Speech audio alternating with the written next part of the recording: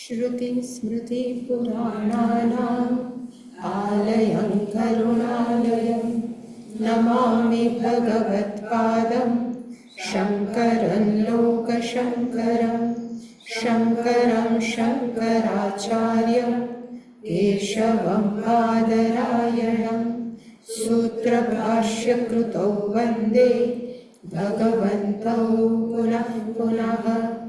ईश्वरो गुरुरात्मेति मूर्तिभेदविभागिने व्योमवद्व्याप्तदेहाय दक्षिणामूर्तये नमः। सदाशिवगुकारस्त्वन्धकारो वै ऋकारस्तन्निवर्तकः अन्धकारनिरोधित्वात् गुरुरित्यभिधीयते।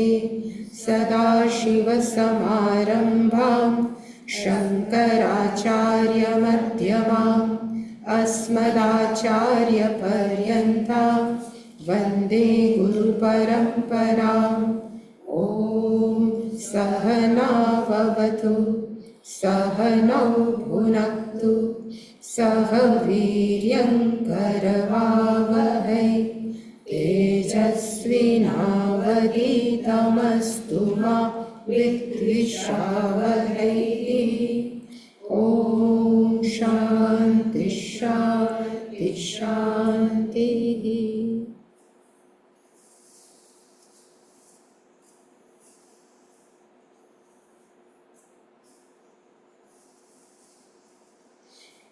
बावीसमो श्लोक।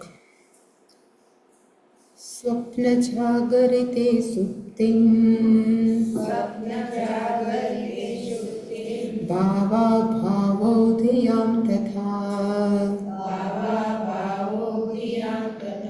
यो वेत्य विक्रय साक्षात् सोऽहमित्यवधारय।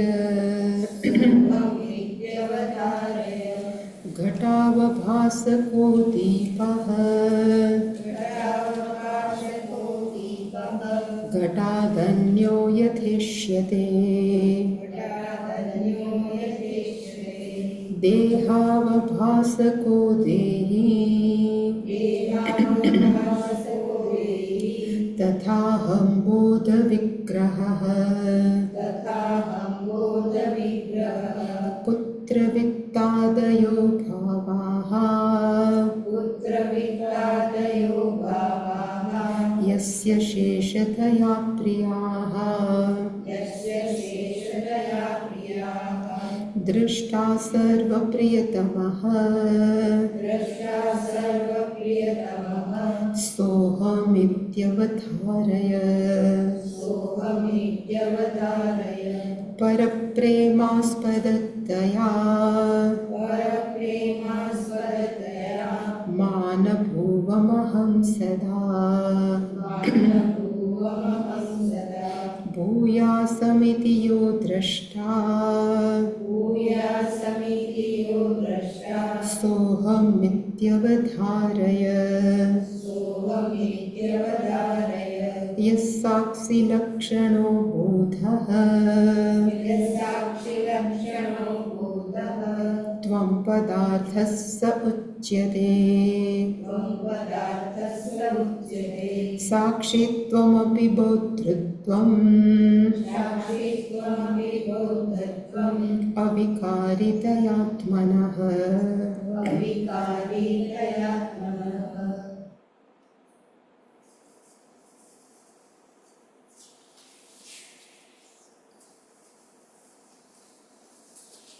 એકવીસમો શ્લોક। એમાં આપણે જોયું કે આપણે જાણીએ છીએ કે મન બહાર ગયું અને આપણે જાણીએ છીએ કે મનને પાછું બોલાય. જે જાણવાવાળો છે એ હું છું, બુદ્ધિવૃત્તિ કે મન નથી. એ આપણે 21મા શ્લોકમાં જોયું. 22મા શ્લોકની અંદર જે આપણે વાત કરતા હતા કે અપરોક્ષ કોને કહેવાય, તો કે જે આપણી સાથે સતત હોય. એટલે સાક્ષાત જે શબ્દ છે એનો અર્થ થાય હું જ અપરોક્ષ છું. અને આપણે આ જોયું હતું કે સ્વપ્ન જાગરિતે સુપ્તિમ યહ વેત્તિ અવિક્રિય. ત્રણ અવસ્થા છે: જાગ્રત અવસ્થા, સ્વપ્ન અવસ્થા, સુષુપ્તિ અવસ્થા. અવસ્થા શું કામ કહેવાય છે? સ્થા એક ક્રિયાપદ છે સંસ્કૃતનું. સ્થાનો અર્થ થાય હંમેશા ઊભા રહેવું. તિષ્ઠતિ, સ્થામાંથી થાય તિષ્ઠતિ, નો અર્થ થાય ઊભા રહેવું. પણ આગળ એક શું કહે ગુજરાતીમાં પ્રિફિક્સ લાગે તો અવસ્થાનો અર્થ થાય જે ક્યારેય ઊભું ન રહે, એટલે એને કહેવાય અવસ્થા. એટલે જાગૃત છે એ ક્યારેય એક સરખી ન હોય, એ પૂરી થાય પછી સ્વપ્ન ચાલુ થાય, સ્વપ્ન પૂરું થાય એટલે નિદ્રા ચાલુ થાય, એટલે એનું નામ અવસ્થા છે, જે ક્યારે ટકે નહીં, બદલાતી રહે, એટલે કે અવસ્થા. અને ત્રણ અવસ્થા છે: સ્વપ્ન એટલે કે સ્વપ્ન અવસ્થા, જાગરિતે એટલે કે જાગ્રત અવસ્થા, પછી સુપ્તિમ અર્થ થાય સુષુપ્ત. એટલે કે ત્રણ અવસ્થા છે. એ ત્રણ અવસ્થાની અંદર ક્યારેક ભાવ, ક્યારેક અભાવ. અભાવનો અર્થ થાય ન હોવું. આપણે સૂઈ જાય ત્યારે નથી હોતું. શું નથી હોતું? તો કે સ્થૂળ દેહ કે સૂક્ષ્મ દેહ. સૂઈ જાય ત્યારે નથી હોતું. ત્રણ અવસ્થા છે ને, જ્યારે જાગ્રત અવસ્થા કહી ત્યારે સ્થૂળ અને સૂક્ષ્મ દેહ સંપૂર્ણપણે એક્ટિવ. પછી આપણે સૂઈ જાય અને સ્વપ્ન આવે ત્યારે સ્થૂળ દેહ છે કામનો નથી, પણ સૂક્ષ્મ દેહ છે એક્ટિવ હોય છે. અને સૂઈ જાય સંપૂર્ણપણે ગાઢ નિદ્રાની અંદર ન સ્થૂલમ ન સૂક્ષ્મ, બેમાંથી એકેય દેહ નથી, બંને સૂઈ જાય છે. બંનેનો લય થાય છે. સૂઈ જવાનો અર્થ થાય ખરેખર લય થાય છે. પણ એની અંદર અવિક્રિય, જે મેં કીધું હતું, ખબર છે. જો યાદ હોય તો આપણે એક જોયું હતું, જાગ્રત અવસ્થાની અંદર પણ કોઈ પણ જ્ઞાન થાય ત્યારે આપણે કહીએ કે આ મને ખબર છે, આની મને જાણ છે. જાણ છે એ કોમન છે બધાની અંદર. પછી આખું જગત છે બે ભાગમાં વહેંચાયેલું છે: મને ખબર છે અને બીજું મને ખબર નથી. મને ખબર છે એની પણ મને જાણ છે, અને મને નથી ખબર એની પણ મને જાણ છે. એ જાણ છે જે કોમન છે એને કહેવાય સત અને ચિત્ત. છે નો અર્થ થાય સત, અને જાણ એ હંમેશા ચૈતન્ય તત્વ હોય તો જ જ્ઞાન થાય, એટલે એ ચિત્ત છે. એટલે કે જાણ છે એ જાગ્રત અવસ્થાની અંદર કેવું છે તો કે સામાન્ય બધી જ જગ્યાએ વાપરેલું છે. ખબર હોવી કે ન હોવી, પણ બેયની સામાન્ય ખબર એને કહેવાય સચ્ચિત. એટલે જાગ્રત અવસ્થાની અંદર ખબર છે એ કેવું છે તો કે અવિક્રિય. અરે સોરી, ના મારો જ છે, હું ભૂલી ગઈ.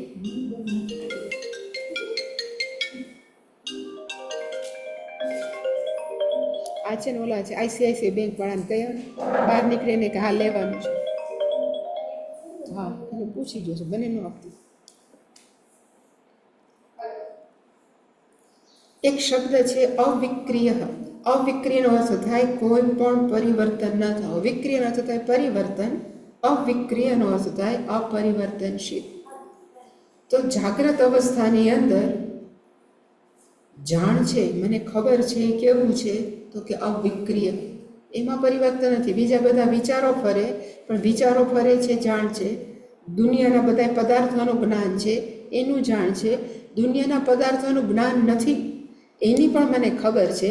એટલે ખબર છે એ વસ્તુ કેવી છે તો કે અવિક્રિય, એ ચેન્જલેસ છે, અપરિવર્તનશીલ છે.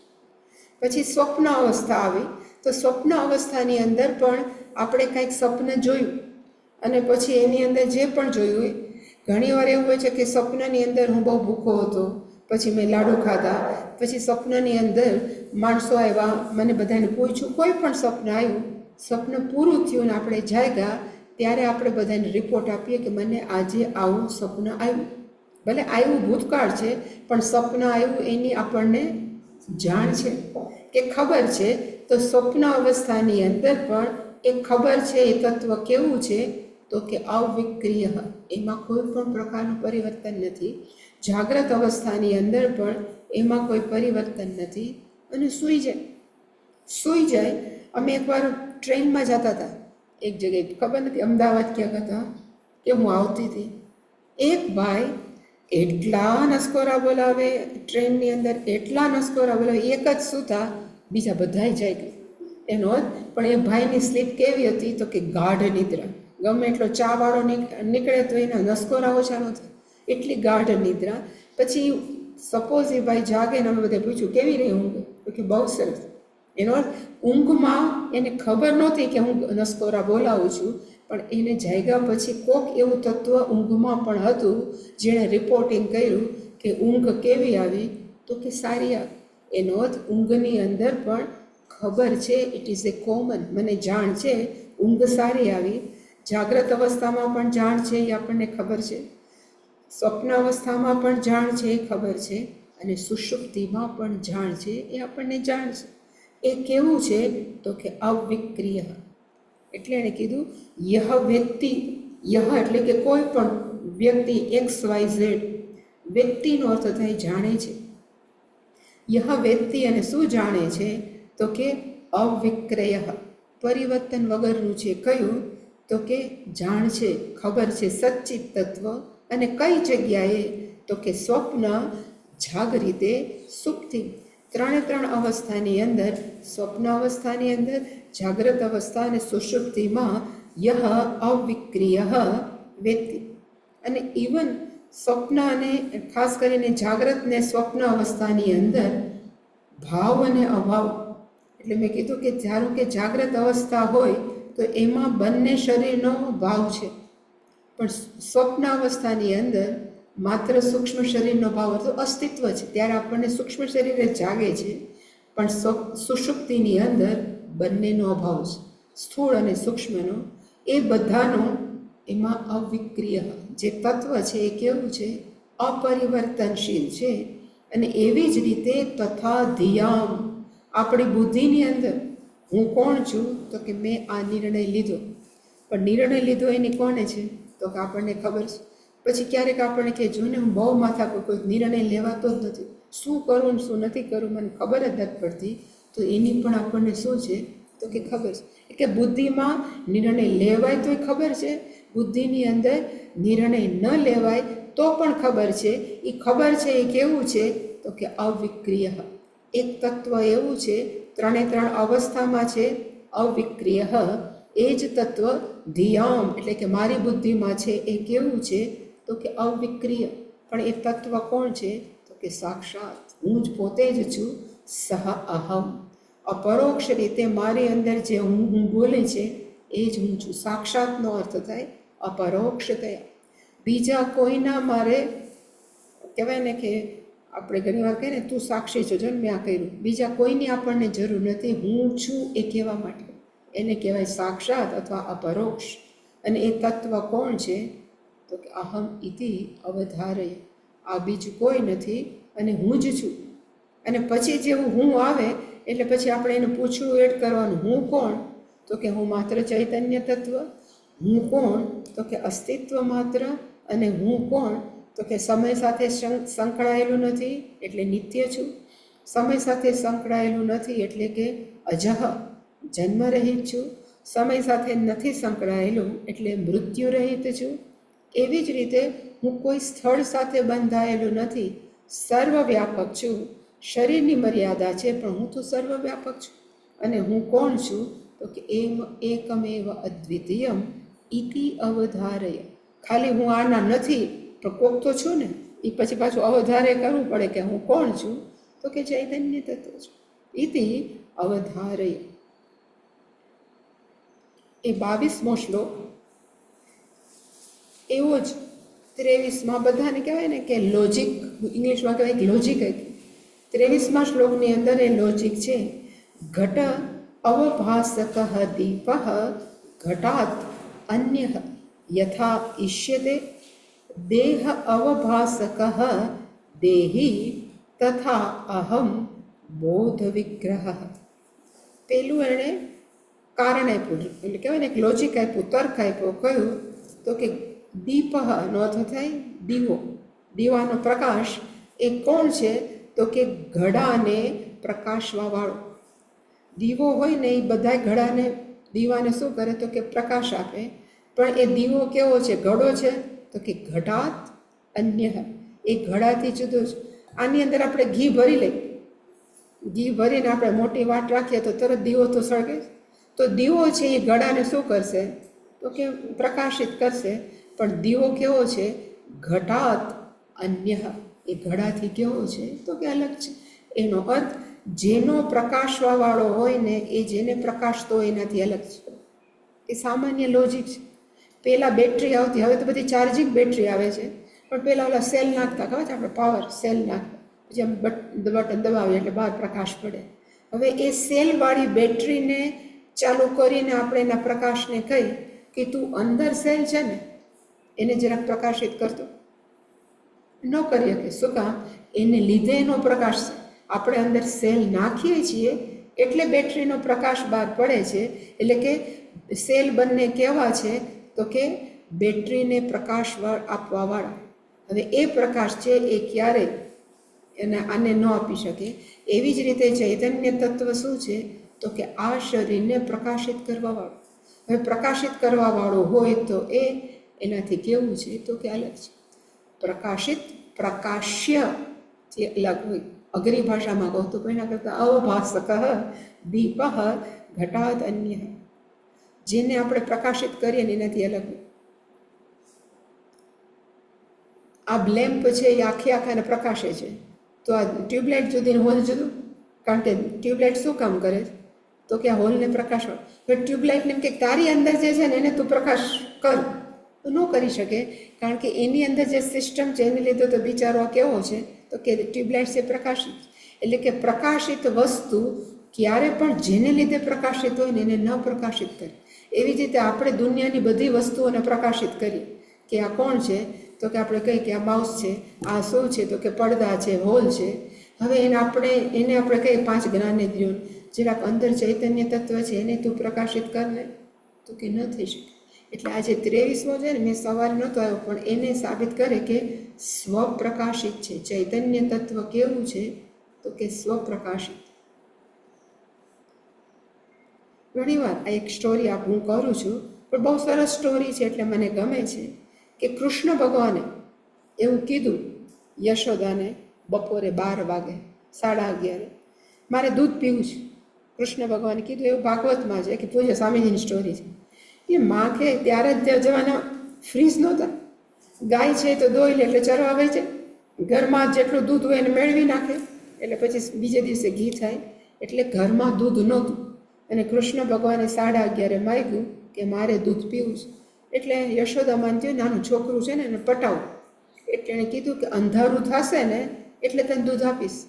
કારણ કે એને ખબર હતી કે સાંજે ગાય આવે, ગાય બધાય દોઈએ ત્યાં સુધીમાં અંધારું થઈ જાય એટલે પછી આપીશ. એટલે કૃષ્ણ ભગવાન આંખ બંધ કરી દીધી. મારે અંધારું થઈ ગયું, હવે તું મને આપ. એનો અર્થ કે આપણે એવું માનીએ છીએ કે સૂર્ય શું કરે છે? આખા જગતને પ્રકાશ. એટલે અમે સૂર્ય કેવો છે? સમસ્ત જગતનો પ્રકાશક, એવું આપણે માનીએ. પણ ખરેખર જો સૂર્ય સમસ્ત જગતનો પ્રકાશક હોત તો આપણી આંખ બંધ કરીએ તો આપણને દેખાવું જોઈએ, પણ નથી દેખાતું. એનો અર્થ સૂર્ય પ્રકાશક નથી, પણ આપણી આંખ પ્રકાશે છે, એટલે કે ચેતનવંતી છે કે પ્રકાશે છે. એ આંખ પ્રકાશે છે એટલે આપણને બધું દેખાય છે. એટલે કે સૂર્ય પ્રકાશક નથી, પણ શું પ્રકાશક છે તો કે આંખ. હવે કદાચ આપણે પૂછીએ કે આંખ પ્રકાશક છે ખરેખર, તો એનો જવાબ પણ છે કે આંખ પ્રકાશક નથી, પણ આંખની પાછળ રહેલું મન એ પ્રકાશિત છે. ઘણીવાર ઇવન ભાઈઓ છે કે બહેનો છે, ભાઈઓ ખાતા હોય અને આપણે પૂછીએ કે કેનું શાક છે તેને ખબર ન હોય, લૂસપૂસ ખાતા હોય, મિકેનિકલી ખાતા હોય, એટલે કે એનું મન ખાતા હોય એ જીભ પાછળ નથી, એટલે એને શું ખાય છે એ ખબર ન પડે.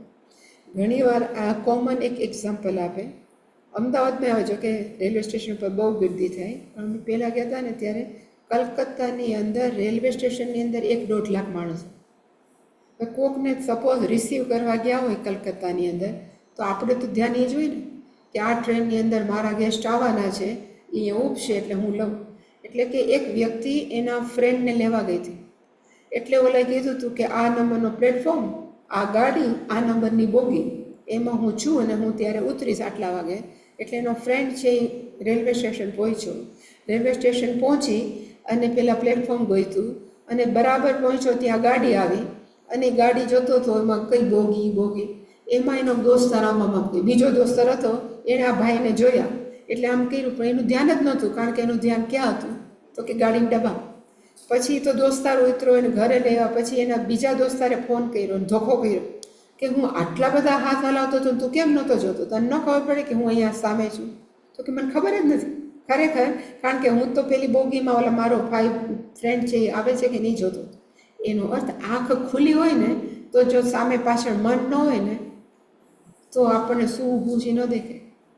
ઘણીવાર આપણે ક્લાસમાં બેઠા હોય, આમને એમ જોતા હોય આપણે હવે, પણ આપણને ખબર હોય કે મન ક્યાંક છે ને તો એ અંદર શું જાય છે ખબર ન પડે. એટલે કે કાન પાછળ કે પાંચે પાંચ જ્ઞાનેન્દ્રિયો પાછળ મન ન હોય તો સંભળાવવા છતાં સંભળાય નહીં, જોવા છતાં જોવાય નહીં, ખાધું હોવા છતાં ટેસ્ટ ન આવે, સ્પર્શ થયા છતાં કયું છે ગરમ ઠંડુ ખબર ન પડે. એનો અર્થ જ્ઞાનેન્દ્રિયો પ્રકાશતી નથી, પણ મન જ્ઞાનેન્દ્રિયોને પ્રકાશે છે અને જ્ઞાનેન્દ્રિયો છે આખા જગતને પ્રકાશે. પછી એમ પૂછીએ કે કદાચ આપણે સૂઈ જાય ત્યારે આપણું મન જાગૃત નથી, સૂઈ જાય ત્યારે આપણું સ્થૂળ શરીરે જાગૃત નથી, છતાં કોક એવું છે જે રિપોર્ટિંગ કરે છે કે હું સૂતો કે સૂતી કે ઊંઘ નથી આવી. એ કયું છે તો કે ચૈતન્ય તત્વ છે, એને કહેવાય સ્વપ્રકાશિત. એને પોતાના અસ્તિત્વ માટે કે પ્રકાશવા માટે બીજા કોઈની જરૂર નથી પડતી. મનને ચૈતન્ય તત્વની પડે, આંખને મનની પડે, સૂર્યને આપણી જ્ઞાનેન્દ્રિયોની પડે, પણ ચૈતન્ય તત્વ કેવું છે તો કે કોઈની નહોતું. એટલે જ આપણે ન તત્ર સૂર્યો ભાતિ ન ચંદ્ર તારકમ નેમા વિદ્યુતો ભાતિ કુતોયમગ્નિ તમેવ ભાંતમ અનુભાતિ સર્વમ તસ્ય ભાષા ઇદમ સર્વમ વિભાતિ. યાજ એટલે અહીંયા જે લખ્યું છે ઘટ અવભાસક, ઘડાને પ્રકાશવા આપવા વાળો દીપ, એટલે કે દીવો છે એ કેવો છે? ઘટાત અન્ય, એ ઘડાથી જુદો છે તો જ એ પેલાને ઘડાને પ્રકાશ. દીવો અને ઘડા બે જુદા છે. યથા ઈષ્યતે, ઈષ્યતેનો અર્થ થાય જે રીતે આપણે સ્વીકાર્યું છે, સામાન્ય રીતે બુદ્ધિમાં આપણે સ્વીકાર્યું છે કે જ્યારે ઘડો જુદો દીવો જુદો, એવી જ રીતે દેહ અવભાસક, દેહને પ્રકાશિત કરનારો કોણ છે તો કે દેહી. દેહી કેવો છે આપણે એડ કરવું પડે, દેહાત અન્ય. એ કેવો છે તો કે શરીરથી અન્ય, પણ અહીંયા એવું લખ્યું છે તથા, એવી જ રીતે જેવી રીતે દીવો ઘડાથી જુદો એવી જ રીતે દેહી પણ દેહથી જુદો. આપણે ગુજરાતીમાં એક શબ્દ છે ધની. ધનીનો અર્થ શું થાય? ધની એક શબ્દ છે ધની. આ ભાઈ બહુ ધની છે, જે પૈસાવાળા છે. એનો અર્થ જેની પાસે ધન હોય ને એને કહેવાય ધની. એટલે એનો અર્થ શું થયો? ધન જુદું અને જેની પાસે ધન છે એ ભાઈ જુદા, કે એમાં એનો માલિક જુદો. એવી રીતે એક છે માની અમાનો માનદો નિત્યમ, વિષ્ણુ સહસ્ત્ર. માની એનો અર્થ થાય જેની પાસે માન છે એને કહેવાય માની. આપણે જે ધરાવતા હોય ને એને આ ઈ પ્રત્યે લાગે ધન. એવી જ રીતે એક શબ્દ છે દેહી. એનો અર્થ શું થાય? જે દેહ ધરાવતા હોય એને કહેવાય દેહી. એનો અર્થ દેહ જુદો અને એનો ધારવાવાળો જુદો. એટલે અહીંયા દેહી કે દેહી એટલે ચૈતન્ય તત્વ. તથા અહમ દેહી, એવી જ રીતે હું કોણ છું તો કે દેહી છું, દેહ નથી. પણ હું કોણ છું તો કે દેહ અવભાસક, હું શરીરને પ્રકાશવા વાળું તત્વ છું, હું દેહ નથી.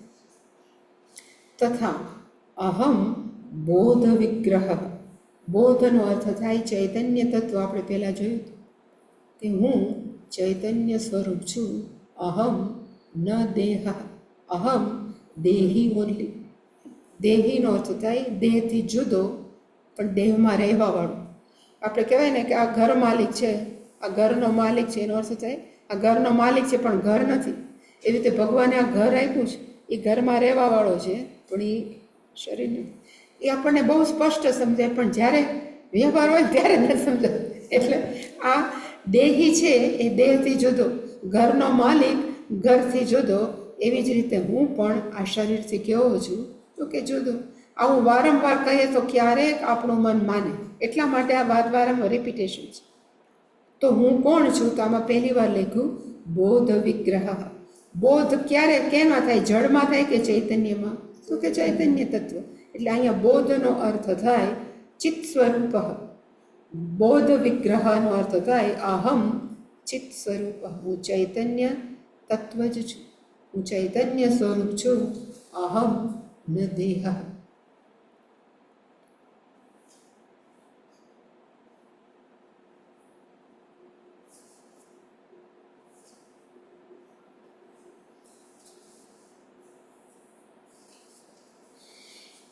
હવે 24 ને 25મો શ્લોક એ બૃહદારણ્યકની એક પ્રસિદ્ધ સ્ટોરી છે, વાર્તા. જે મેં આમ તો ખબર છે કે યાજ્ઞવલ્ક્ય અને મૈત્રેયની ઉપર એટલે યાજ્ઞવલ્ક્ય મૈત્રીને જે જ્ઞાન આપ્યું ને એમાં એણે એક વાક્ય બહુ ફેમસ છે, આત્મનસ્તુ કામાય સર્વમ પ્રિયમ ભવતિ. આપણે એમ માનીએ છીએ કે આપણે બીજાને બહુ પ્રેમ કરીએ. મા એમ માને કે હું દીકરાને બહુ પ્રેમ કરું, પતિ એમ માને કે પત્નીને બહુ પ્રેમ કરું, પત્ની એમ માને કે પતિને હું પ્રેમ કરું, કે કોઈ પણ હંમેશા એવું માનતા હોય કે આપણે બીજાને બહુ પ્રેમ કરીએ. પણ ઉપનિષદે એવું કીધું કોઈ કોઈને પ્રેમ નથી કરતું. તો કોણ કોને પ્રેમ કરીએ? તો કે આપણે આપણા સુખી, આપણે જે સુખપણું છે ને, સુખી થાય ને એને જ આપણે પ્રેમ કરીએ. એટલે આપણને ગમે કોણ? તો કે મારું પ્રસન્ન ચિત્ત, જેની સાનિધ્યની અંદર હું જો પ્રસન્ન રહું, જો હું આનંદમાં રહું, તો એને પછી આપણે એમ કહીએ કે આ મને પ્રેમ કરે. એવું નથી. આપણે આપણા પ્રસન્ન અંતઃકરણને પ્રેમ કરીએ છીએ, બીજા કોઈને પ્રેમ નથી. ધારો કે પતિ અને પત્ની એકબીજાને માણસો એમ કે બહુ પ્રેમ કરે છે. હવે પતિ ખખડાવ્યા જ કરતો હોય દિવસ ને રાત, પછી કઈ પત્ની ભેગી રહે? ન રહે. કારણ કે પત્ની પછી કંટાળી જાય કે એની હાજરીમાં હું હંમેશા કેવી છું? તો કે દુઃખી છું. એટલે કે આપણે પ્રેમ કોને કરીએ છીએ? આપણને પોતાને કરીએ છીએ. આપણે બીજા કોઈને પ્રેમ નથી કરતા. આત્મનસ્તુ, પોતાના માટે થઈને સર્વમ પ્રિયમ ભવતિ. જે વ્યક્તિ મને ખુશ રાખે ને એને હું પ્રેમ કરું. પછી આપણે એડજસ્ટ થાય એવા જુદી, પણ એડજસ્ટમાં એમ જ થતું હોય કે હું તો એડજસ્ટ થાઉં છું, હું સુખી નથી. માણસો ભલે એડજસ્ટ થતા હોય તો એમ કે હું એડજસ્ટ થાઉં પણ મને મજા નથી.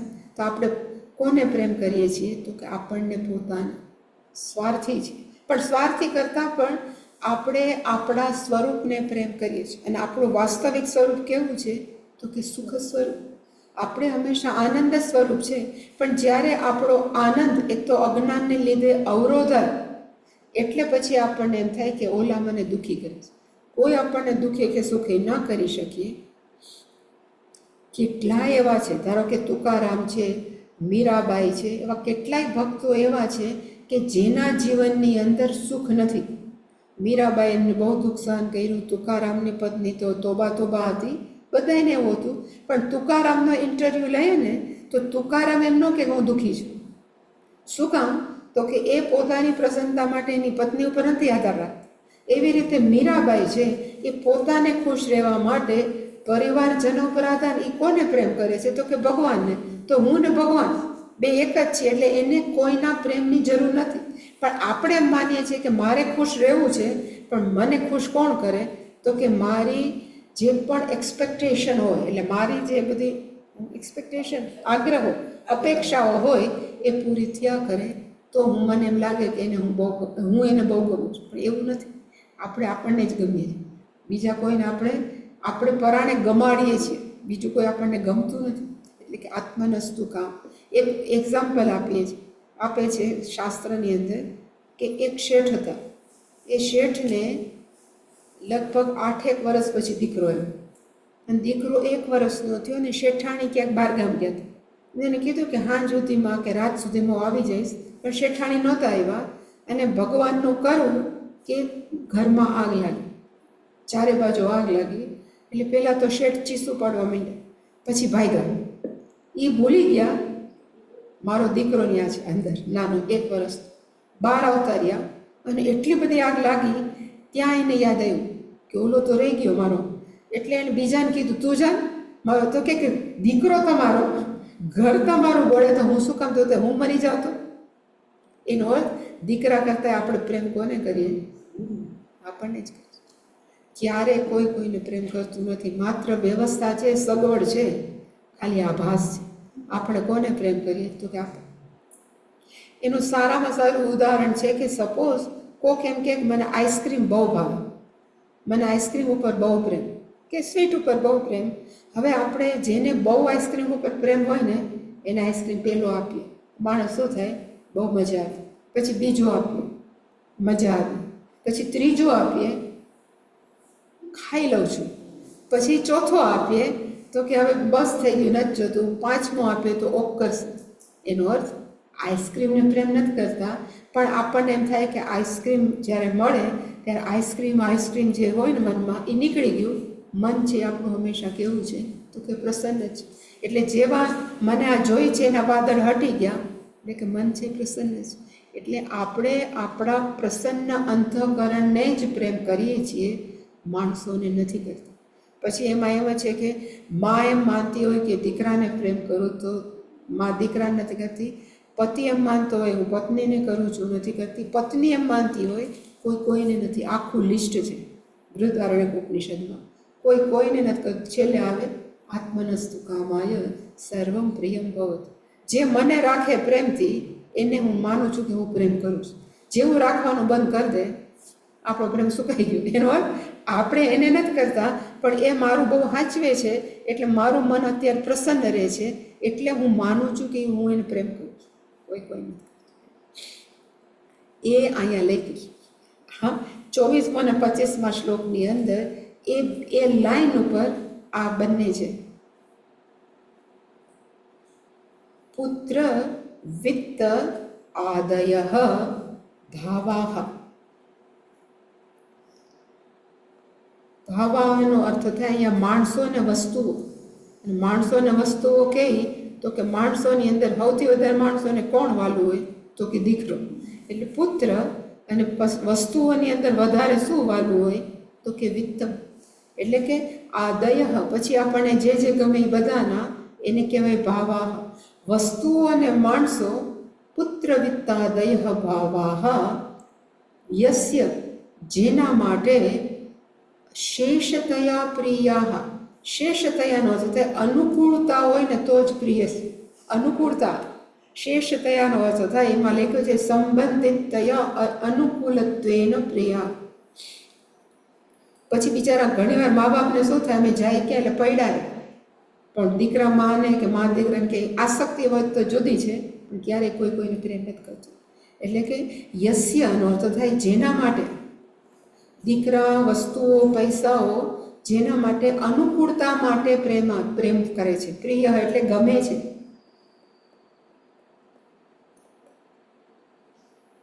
મેં એ પહેલાં એકવાર એક્ઝામ્પલ આપ્યું હતું કે આપણે ડૉક્ટર પાસે ક્યારે જાય? માંદા પડીએ ત્યારે.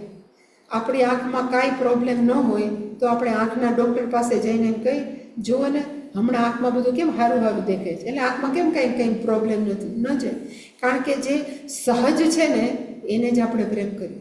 અસહજ થાય એટલે આપણને ન ગમે. શરીરમાં કાંઈ પ્રોબ્લેમ ન હોય તો એકે ડૉક્ટરની મુલાકાત આપણે ન લઈ, પણ જો કંઈક તકલીફ છે, તાવ આવ્યો તો લે. એનો અર્થ અસહજ થયું શરીર એટલે આપણે ડૉક્ટર પાસે જાય. એવી જ રીતે આપણો સહજ સ્વભાવ છે ખુશ રહેવું. જે આપણો સહજ સ્વભાવ છે. બાળકને કાંઈ ન હોય, એકલું રમતું હોય છે, કારણ કે એ પોતાના સ્વભાવમાં જ રહે. સહજ સ્વભાવ છે હંમેશા કેવું છે તો કે ખુશ રહેવું. પણ જ્યારે અસહજ થઈ જાય છે કોકની હાજરીમાં, એટલે પછી આપણે કોક ઉપર આરોપ મૂકીએ, જો ને તમે મને હેરાન કરો છો. ના, પણ એની હાજરીને લીધે આપણી સહજતા છે કેવી થઈ ગઈ તો કે જતી રહી. એટલે આપણે માણસને દ્વેષ કે રાગ નથી, પણ આપણે કોને પ્રેમ કરીએ છીએ? આપણા સહજ આનંદ. પણ આપણો સહજ આનંદ કોકની પ્રેઝન્સની અંદર અવરોધાણો એટલે એ વ્યક્તિએ મારો આનંદ છીનવી લીધો. નહીં, ખરેખર એવું નથી. મારો સહજ આનંદ અત્યારે કેવો થઈ ગયો તો અવરુદ્ધ રોકાઈ ગયો છે. ક્યારેક એવું કહે છે કે જગત સુખ આપે છે કે દુઃખ આપે છે? કોઈ કોઈને સુખે નથી આપતું, કોઈ કોઈને દુઃખે નથી આપતું. હું માનું છું કે આણે મને દુઃખ આપ્યું, કે હું માનું છું કે આણે મને સુખ આપ્યું, એનાથી સંસાર. આપણે કેવી રીતે મનમાં બધાને લઈ છીએ એનું નામ સંસાર, બીજું કોઈ નથી આપતું. ને તો પ્રોબ્લેમ તો બધા ભક્તોમાં હતા, પણ એને કાં બધાને હાઇલાઇટ ન કર્યા છે. બધાને પ્રોબ્લેમ છે, પણ આપણે માનીએ કે આ મને આવું કરે છે અને પછી આપણે હાઇલાઇટ કરીએ. તો બધા જીવનમાં કંઈક કંઈક તો હોય જ છે. કોઈ ક્યાંય સુખી 100% તો રહેવાનું નથી. છતાં પણ જ્યારે આપણે માનીએ છીએ ને ત્યારે, એટલે કે સંસાર છે એ બહાર નથી, હંમેશા સંસાર છે આપણે જે વિચારીએ છીએ. સંસારમાં ઇવન સુનામી આવીને વયું જાય કે ધરતીકંપ, પણ જો આપણે એને સહજ રીતે લઈને તો આપણને કોઈ હેરાન ન કરી શકે. પણ આપણે માનીએ કે ઓલાએ મને હેરાન કર્યું, ફલાણાએ હેરાન કર્યો હોય મારું સહજ આનંદ સ્વરૂપ છીનવી લીધું. એટલે આમાં લખ્યું કે આપણે એમ માનીએ છીએ કે આ બધા મને પ્રિય છે. શેષતયા પ્રિયાહા, એટલે કે આ બધા જ પ્રિયાહા એટલે ગમે છે. કોણ? તો કે પુત્ર વિત્તાદય, આ દીકરો, આ પૈસા વગેરે વગેરેમાં આપણે જે એડ કરવું હોય એ બધા જ પ્રિય છે. પણ કેવી રીતે પ્રિય છે? શેષતયા. શેષતયાનો થાય જ્યાં સુધી અનુકૂળતા છે ને ત્યાં સુધી. અનુકૂળતા પૂરી, સંબંધ પૂરો. આપણા ભારતીય સંસ્કૃતિમાં હજી એવું છે કે આપણે ગાડું ગબડાવીએ. ફોરેનની અંદર ગાડું, હવે તો અહીંયા એવું થઈ ગયું છે, પણ ફોરેનની અંદર જેવું ન બન્યું છૂટા. હવે છૂટાનું નહીં, લગ્ન જ નથી કરતા, થોડી વાર ભેગા રહ્યો અને પછી થઈ જાવ છૂટા. તું તારે રસ્તે ને હું મારે રસ્તે. કારણ કે માણસને કોણ ગમે છે? કે આ ભાઈ હોય કે આ બેન હોય તો મને મજા નથી આવતી, છૂટા. એવું માણસ થઈ ગયું છે. એટલે કે માણસે સમજવાની જરૂર કે કોઈ પણ વ્યક્તિ આપણને સુખી દુઃખી ન કરે, આપણે જ આપણને દુઃખી કરીએ છીએ, આપણે જ આપણને સુખી કરીએ છીએ. અને કેવી રીતે વિચારવા તો એ હંમેશા પહેલાંય મેં ઉદાહરણ આપ્યું તો આજે કોક કે ધારો કે કોક મને કે ગધેડા જેવો છે, ગધેડા જેવો, તો આપણે સુખી થવું કે દુઃખી થવું કોના હાથમાં છે? આપણા હાથમાં. ધારો કે હું ગધેડા જેવો છું તો આપણે ખુશ થવું જોઈએ. આને કેવી ખબર પડી કે હું ગધેડા જેવો છું? અને ધારો કે હું ગધેડા જેવો નથી તો આપણને તે કે એને ખબર નથી હું ગધેડા જેવો નથી, એમાં મારે હું કામ દુઃખી થવું છે? કોઈ પણ એંગલથી આપણે તોય દુઃખી થાય. શું કામ? કારણ કે આપણને અંદરથી લાગે છે કે હું ગધેડો છું. બીજા કોઈ ગધેડો કે ના કે, પણ આપણને અંદર લાગે કે મારામાં કાંઈ નથી, હું તો આવો છું. એટલે પણ જેને ખબર પડે કે હું તો આનંદ સ્વરૂપ છું, એને ક્યારેય દુઃખી સુખી અડતું જ નથી. એટલે કે દુનિયાના કોઈ માણસ દુઃખી સુખી ન કરે, આપણે પોતે જ સુખી થાય છે, આપણે પોતે જ દુઃખી થાય. હું જ્યારે કોઈમ્બતુર રહેતી ને ત્યારે એક મારા મિત્ર હતા બેન, અને એ તામિલ હતા. એટલે એની ભાષા કઈ હોય તો કે તમિલ ભાષા. અને તમિલ ભાષા કેવી હોય તો અમને સ્વામીજી કહેતા, ડબ્બો લઈ ડબ્બાની અંદર કાંકરા નાખી અને ખખડાવીએ ને ડડડ અવાજ આવે ને એવી તામિલ ભાષા. એક શબ્દ ન સમજે, આપણે બેઠા હોય ને તો એક શબ્દ. તો એ મારી ફ્રેન્ડ અને હું અમે એકવાર ઝાડ નીચે અને કટી બેઠા હતા. રવિવાર હતો, રવિવાર બહુ બધાની આવે કોયમ્બતુરથી. તો એક બેન એની પાસે આવ્યા અને વાતો કરતા હતા. આપણે તો બેઠા હતા, કારણ કે આપણે તો સાવો જાણ શું બોલે ખબર ન પડે. થોડીક વાર પછી બેન ગયા ને ઓલી ધ્રુસકે રોતી હતી. એટલે મેં કીધું તું શું કામ રોજ? તો કે જો ને કારણ વગરની મને આમ કહી ગઈ ને આમ કહી ગઈ, બધું ઇંગ્લિશમાં મને કીધું. ત્યારે મને વિચાર આવ્યો કે કાંઈક તો ઓલા બેન ખખડાવતા હશે ને, એ ઓલા બેન હતા એ આને કંઈક ખખડાવતા હશે એટલે આટલી બધી દુઃખી થાય. પણ હું દુઃખી ના થઈ. શું કામ? મને ખબર ન હોય. એટલે મને ઇન્ટરનલાઇઝ ન થયું. એણે એકે શબ્દ હું સમજીને એનો અર્થ એકે હું શબ્દને પકડી ન શકી, અને પકડ્યા નહીં એટલે આપણે દુઃખી નથી. આપણે બીજાના શબ્દ પકડીને પછી એમ કે મને એને આમ કર્યું, મને આમ કર્યું, એનો અર્થ આપણે જ આપણે દુઃખ ઉત્પન્ન કર્યું. નહીં તો ઓલા અમારીમાં કેટલું ગગડાવી ગઈ, પણ મને કાંઈ ન થયું. એટલે કે આપણે જ અંદરથી દુઃખી થઈ છે, બીજા કોઈ ક્યારેય દુઃખી ન થાય. એટલે કીધું કે જે ગમે છે પુત્ર વિત્તાદય ભાવાહા, જે ગમે છે પણ કેવી રીતે? તો કે શેષતયાનો અર્થ થાય અનુકૂળ હોય ત્યારે ગમે છે. શેષતયા અનુકૂલતયા પ્રિયાહા. અને એ બધાનો હું કોણ છું? તો કે દ્રષ્ટા.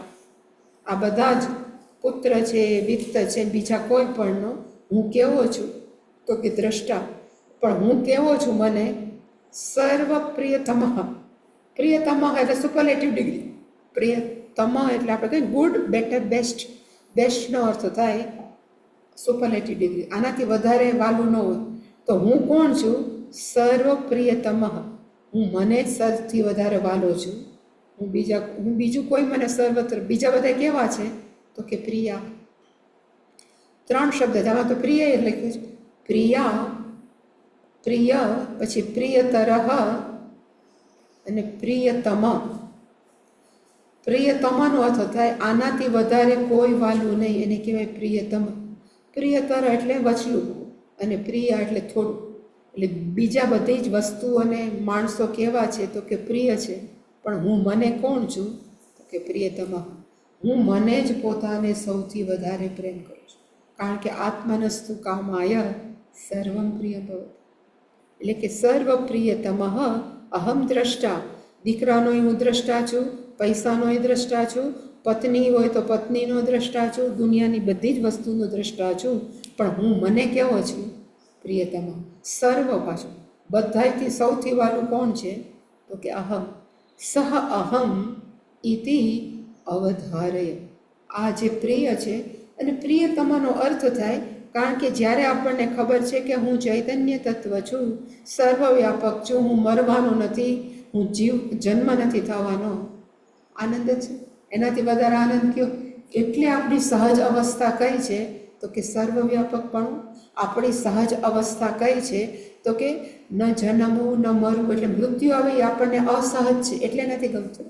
જન્મ છે તો ખુશ થાય કે કોક આવે, પણ બાળકને પૂછો કે જન્મમાં અત્યારે કેવું થાય? જો બોલે તો ખબર પડે કે આવડેકમાંથી જો નીકળવું અઘરું થતું હોય તો બહાર નીકળવું કેટલું પેઇનફુલ છે. એટલે કે બધું જ પેઇનફુલ છે. એટલે કે દુનિયાની કોઈ પણ વસ્તુ છે એ આપણને લાગે જ ગમે છે, પણ આપણને કોઈ વાલું નથી. આપણને આપણો સહજ વ્યાપક જેનું જન્મ મૃત્યુ નથી એ જ વાલું છે. પણ એને બિચારું ઢંકાઈ ગયું છે આવરણથી, અજ્ઞાન રૂપી. એટલે પછી આપણે ન મરવા માટે જાત જાતના ઉપાયો કરે. અત્યારે કેરાલાની અંદર જાત જાતનું ખુલ્યું છે કે તમે અમારી પાસે આ ટ્રીટમેન્ટ કરાવો તો તમે યુવાન રહ્યો, તમે ફલાણું કરાવો. આ માણસો શું કામ જાય છે? કે મરવું નથી, યુવાન રહેવું છે. અમે ત્યારે ભણતા હતા ને ત્યારે એક હતું કેરાલાની અંદર એક ખોયલું હતું. કેવું હતું? કલ્પ, કાયાકલ્પ. તમારો કાયાનો કલ્પ કરી દે એમ, તમે યુવાન થઈ જાઓ. એ 4-5 વર્ષ ચાલ્યું, પણ એનો જે હેડ હતો ને કાયાકલ્પનો, એ જ મરી ગયો. એટલે બીજાથી કાયાકલ્પ કરતો હતો પણ એ જ મરી ગયો. એનો નથિંગ પરમેનન્ટ. પણ માણસોને મરવું નથી. શું કામ ગમતું? કારણ કે એ આપણો સહજ સ્વભાવ નથી, એટલે આપણને મરવું નથી ગમતું. આપણને દુઃખી થવું શું કામ નથી ગમતું? આપણો સહજ સ્વભાવ નથી, એટલે આપણે ખુશ થવા માંગીએ. પણ ખુશ પાસે ક્યાં ગોતીએ? તો ઓલો બોલે તો હું ખુશ થાઉં, ઓલી કંઈક વસ્તુ લઉં તો હું ખુશ થાઉં. એટલું જ અજ્ઞાન છે. બીજું બધું આપણને આપણો સહજ સ્વભાવ અત્યંત પ્રિય, એટલે કીધું પ્રિયતમ. મારો જે સ્વભાવ છે, જે સર્વવ્યાપકપણું, જે અજન્મા, અમૃત્યુ, એ બધું કેવું છે? તો કે સહજ છે, એ મને ગમે છે. અને એ સર્વપ્રિયતમ. અને એ કોણ છે? તો કે હું પોતે. અને તું પોતાને બહુ પ્રિય છો એ ક્યાં સુધી છો? ભૂતકાળમાં હતો, અત્યારે પણ મને હું બહુ પ્રિય છું, અને ભવિષ્યકાળમાં પણ મને બીજું કોઈ વાલું નહીં રહે, મને જ હું વાલો છું. એવું પછીના શ્લોકમાં કે માણસો ભલે ને પ્રતિજ્ઞા લે કે 7 જન્મ સુધી હારે, એ પણ એવું ન હોય. એ એમ કે હાય સાહેબ છેલ્લો હતો, એમ કે ગુરુભાઈ એમ કે ગુરુભાઈ અમે ક્યાં હતા નર્મદા પરિક્રમા કરવા ગયા હતા ને ત્યારે ગુરુભાઈ ને હતા. એટલે એક ઓલા સાવરિયા મહારાજે કીધું કે આ ઝાડ નીચે જે બેસે ને એ પત્ની 7 જન્મ સુધી ભેગા છે. એટલે ગુરુભાઈ કે અમારો 7 બોલ છે, મારે નથી બેસવું.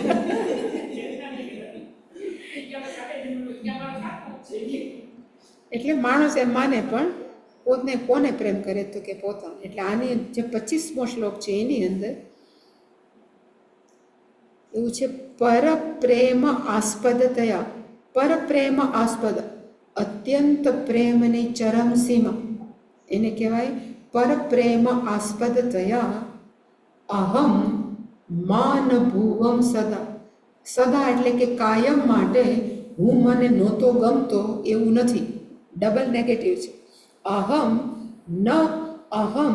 ન ભુવમ ઇતિ મા. માનો અર્થ થાય નથી અને નનો અર્થ થાય નથી. એટલે આપણે ઘણીવાર કહીએ ને, હું એમ નથી કહેતો કે હું ભૂખો નથી. એનો અર્થ શું થાય? હું ભૂખો છું. હું એમ નથી કહેતો કે નથી કહેતી કે મારે ચા નથી પીવી. એનો અર્થ ચા પીવી છે. એવી જ રીતે હું એમ નથી કહેતો કે હું મને ક્યારેય અત્યંત પ્રિય નહોતો, એવું હું નથી કહેતો. એનો અર્થ હું મને અત્યંત પ્રિય છું. એટલે કે પર પ્રેમ આસ્પદ. પર પ્રેમ એટલે કે પ્રેમની ચરમસીમા. આસ્પદ એનો અર્થ થાય એનું અધિષ્ઠાન. એટલે કે હું પરમ પ્રેમનું કેવું છું? તો કે અધિષ્ઠાન છું. એવું હું એમ નથી કહેતો કે નથી. એનો અર્થ હું પોતે જ પરમ પ્રેમનું શું છું? તો કે અધિષ્ઠાન છું. સદાનો અર્થ થાય કાયમ. પણ કે તું ભવિષ્યમાં રહીશ? તો કે ભૂયાસમ ઇતિ. ભૂયાસમનો અર્થ થાય ફ્યુચરમાં પણ, ભવિષ્યકાળની અંદર પણ હું મને પરમ પ્રેમાસ્પદ જ રહીશ. કોઈ એમ કે હું મને નથી ગમતું, ક્યારેય ન કે. અને ક્યારેક જો એટલે ડિપ્રેશનમાં કહે ને હું મને નથી ગમતું, એને હરખો કરે તો પાછું ગમવા જ માંડે. એક વ્યક્તિ હતી, એણે કીધું, એમ નક્કી કર્યું કે મારે સ્યુસાઇડ કરવું છે.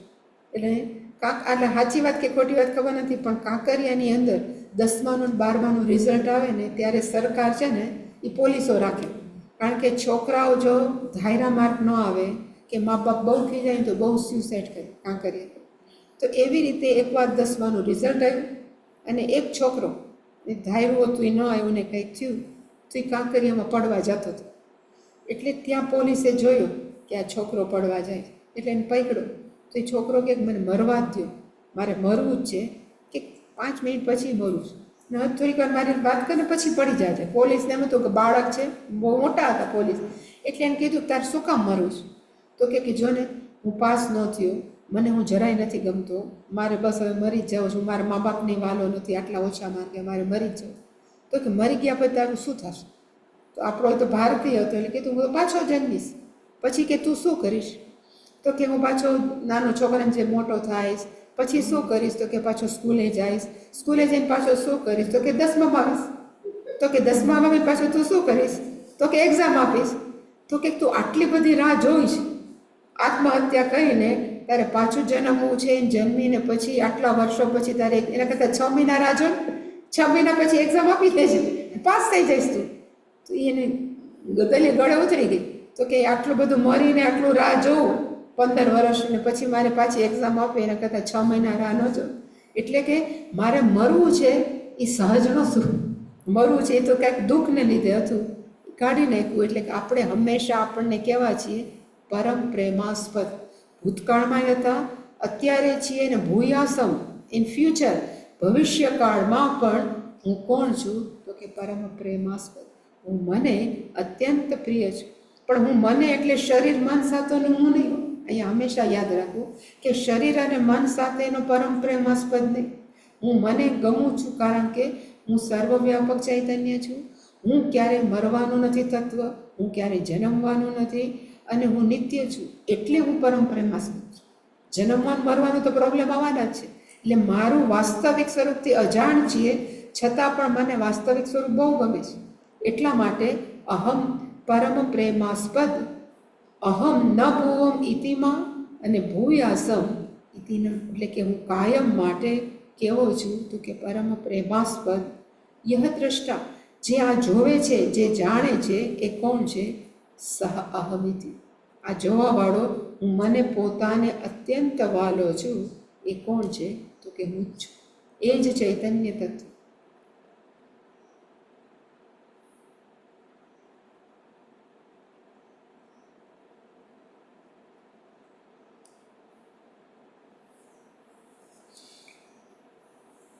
અત્યાર સુધી આપણે જે જોતા હતા મેં કીધું ને તત્વમસી, એમાં ત્વમ પદનું અત્યાર સુધી વ્યાખ્યા કરાય. મેં કીધું ને ત્વમ પદાર્થનો અર્થ થાય, શબ્દનો અર્થ અત્યાર સુધી જોયું.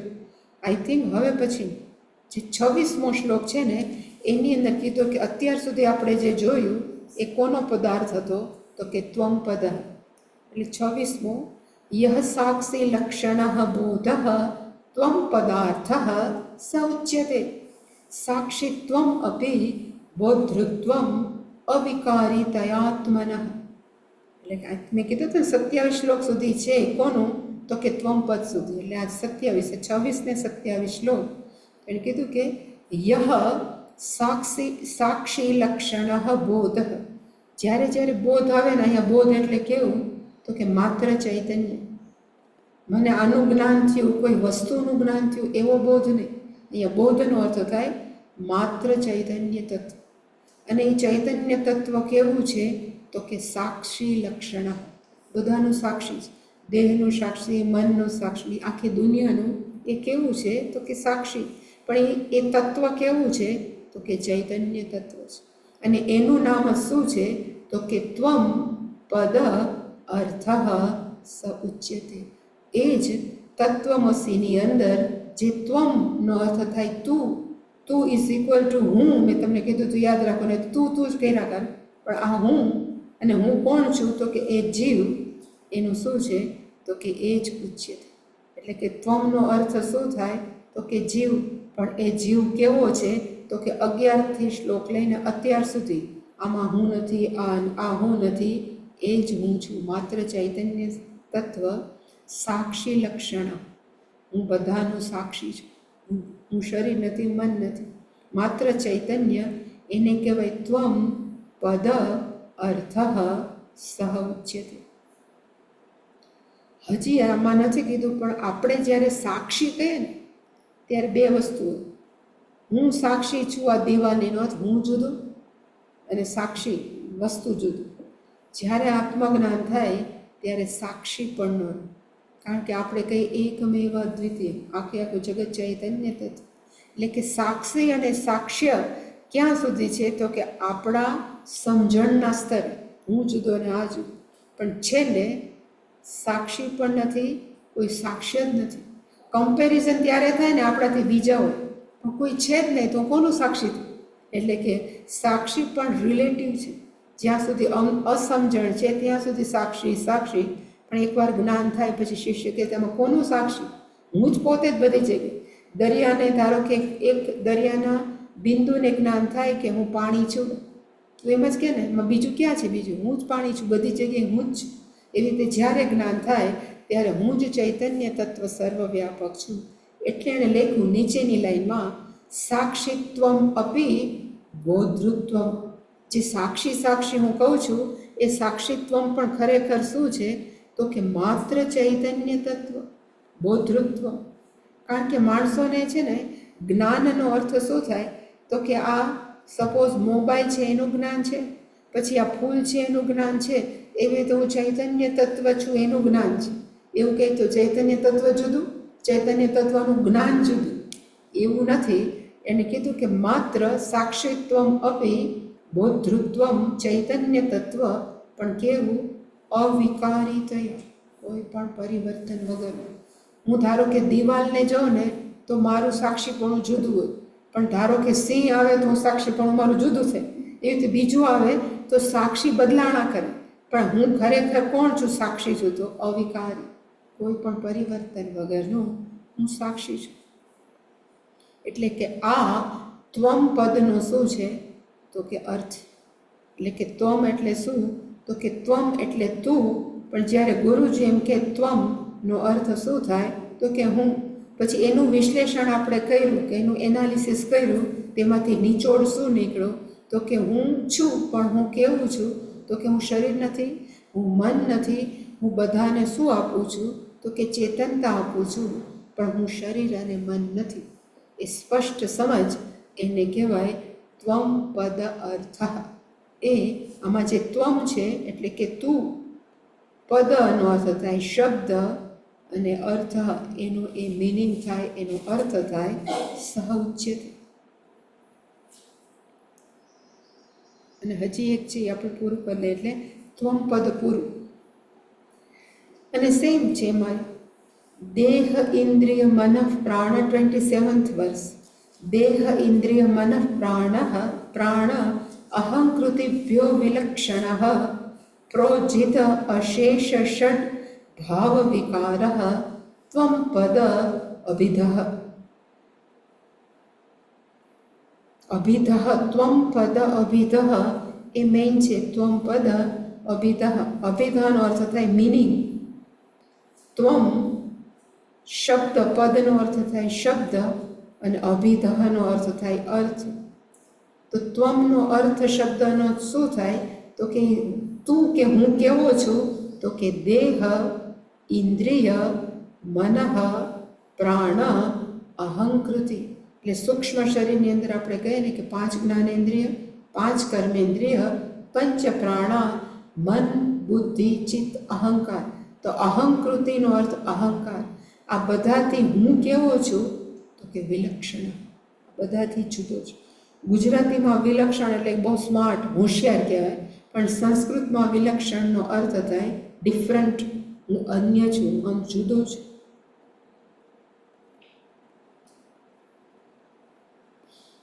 અને એવી જ રીતે પ્રોજિત અશેષ ષડભાવ વિકાર. પ્રોજિતનો અર્થ થાય અશેષ એટલે કે સંપૂર્ણ. પ્રોજિતનો અર્થ થાય બાકાત, ફ્રી ફ્રોમ. હું અલગ છું, મુક્ત છું.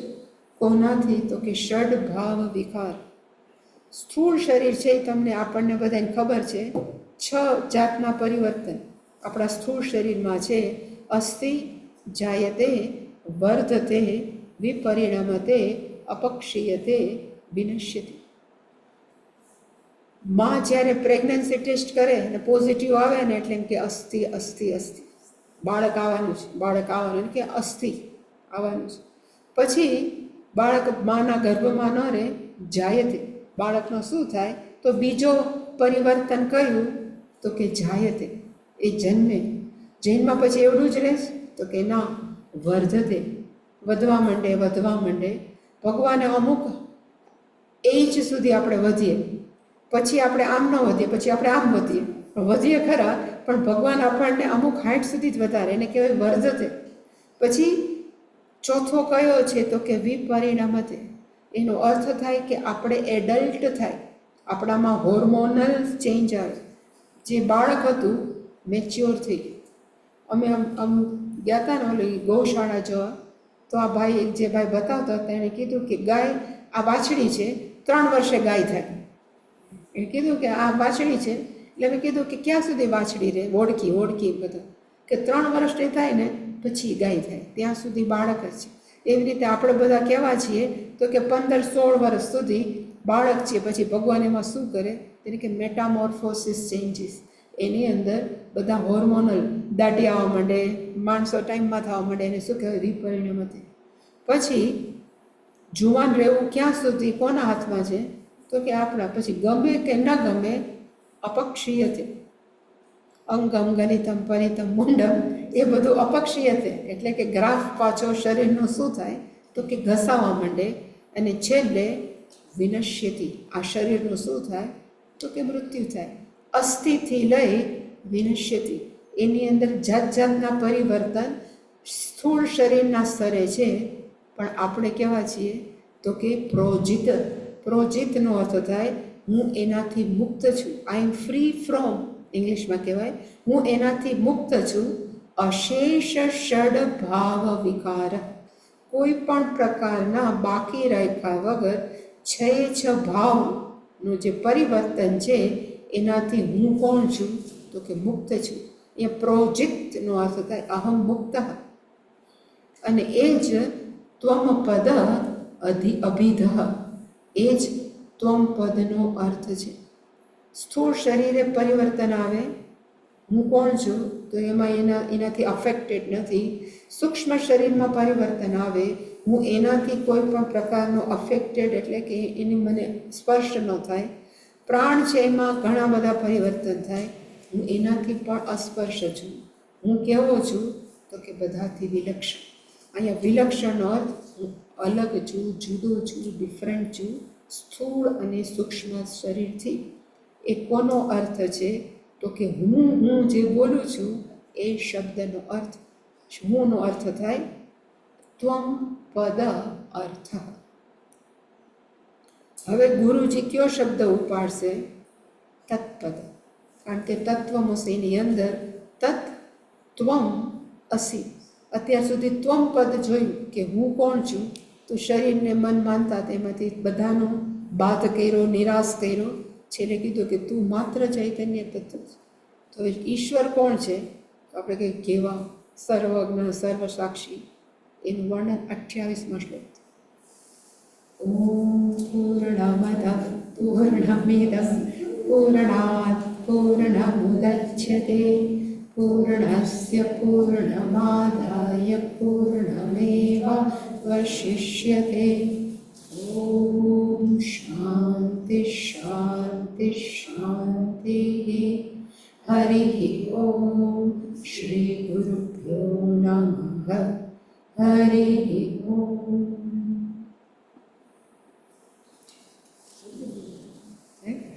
પૂરું થઈ ગયું.